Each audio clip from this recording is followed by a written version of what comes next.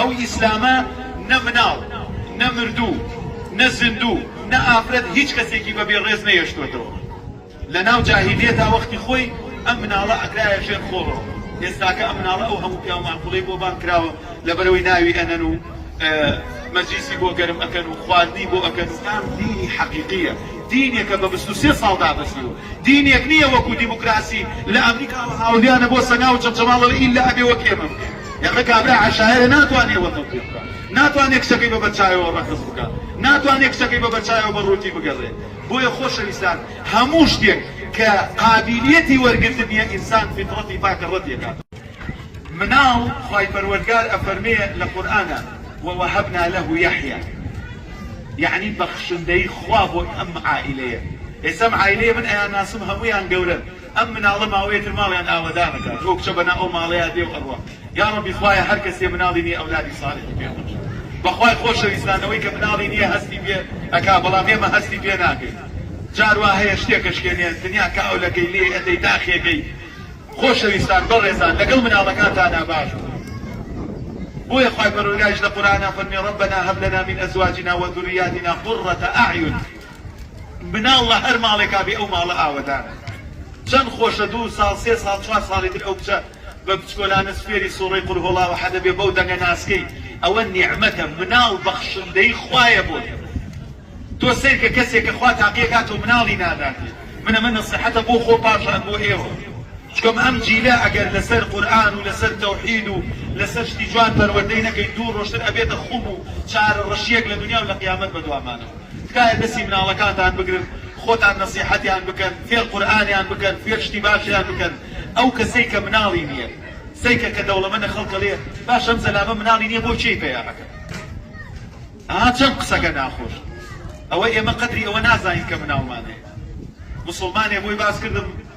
وتی لە نەخۆشخانەیەک ئافرەتێ مناڵی هەبوو وتی هاوارێ کرد پڕ بە خەستەخانەکە جنێوێدایە پیاوەکەی ئەمە بۆ خۆشی دایمە حەزەکەم قسەی خۆش کەمە مەوزوعەکەیە وتی ئافرەتێ تریش لەو لاوە مناڵی نەهەبوو ئەویت خوایە ئەو ناخۆشیەش توش من بکەی کە ئەو ئافرەتە ئاوانە وەڵڵاهی خۆشەویستانی هەر کەسێک ئەو نیعمەتەی نەبێ ئینجا ئەزانێ ئەوە چ نیعمەتێک سپاسی خوا بکەین لەسەر مناڵەکانمان ناوی جوانی لێ بکەین ئاوا ئەگەر لە دایک و گوێزەبانەی بۆ بکەین بینێرینە بەر قورئان خوێندن و فێری عیلم و ئەخلاقی بکەین 2 ڕۆژتر ئەم مناڵە ئەبێتە قوڕەتە ئەعیون کە چاوت سەیر مناڵەکەت ئەکا دێیتەوە پێڵاوەکە لە بەردەم پێدانە ئەو کاتە هەستەکەی چ نیعمەتێکە بۆیە داوا لە خۆم و لە ئێوە ئەکەم هەر کەسێک مناڵی هەبوو ئاوا ڕێزی لێ بگرێ بۆی ئەم سنەتە زیندوو ئەکەیتەوە یەکێکە لەو نیعمەتانەی خوا سوبحانه وتعالى کە مناڵەکانمان لە سەرەتای هاتنە دنیای ئیسلام ئەهوا ڕێزیان لێگرێ ئەو ئیسلامە نە مناڵ نە مردوو نە زیندوو نە ئافرەت هیچ کەسێکی بەبێ ڕێز نەیەشتوێتەوە لە ناو جاهیلیەتا وەختی خۆی ئەم مناڵە ئەکرایە ژێر خۆڕەوە ئێستاکە ئەم مناڵە ئەو هەموو پیا و ماقوڵەی بۆ بان کراوە لەبەرەوەی ناوی ئەنەن و مەجلیسی بۆ گەرم ئەکەن و خواردنی بۆ ئەکەن و ئەمجا لە هەموو مەجلیسێکشا حەزەکەم ئەوە ڕوودکەمەوە زۆرێک لە عەلمانی و بێدین و مولحیدەکان دەڵێن کاکە کچ ڕێزی نەگیراوە لە ئیسلاما بۆ 2 حەیوان بۆ کوڕێکەکەن و دانەیە بۆ کچ من ئاگام لێ بۆم حەیوانە هەتا 3 ڕۆی وتیان هەوڵەدەین قلێترشی بۆ بکەین یعنی پێغەمبەر صلی الله عليه وسلم لە 23 ساڵی دعوەیە خۆشەویستان 23 ساڵ خوای گەورە ئەفەرمێ والله يعصمك من الناس خوای پەروەردگار ئەفەرمێ ولله العزة ولرسوله وللمؤمنين وحی لە ئاسمانەوە بۆ دێ 3 ساڵ بە بێدەنگی دعواکە بۆ لەبەرەوەی 50 گەنجی وەک مصعەبی کوڕی عومەیر و عەماری کوڕی یاسر پەروەردەکا فێری عەقیدە و تەوحید بن کە ئەو گەنجانە فێری عەقیدە و تەوحید بن ئیسلام گەیشتۆتە چەمچەمە ئەوە ئێمە بەروهومی گوێزەبانە و سونەتەکەی ئەخوێن 3 ساڵ بە بێدەنگی 20 ساڵیش بە ئاشکرا بە 3 مەرحەلە شەراب حرام کرا کاتێ پێغەمبەر صلی الله عليه وسلم کوڕ خۆی ڕێز لێگیراو بوو فەرمووی دوان بۆ کوڕەکانتان بکەن دانەیە بۆ کچەکان بکەن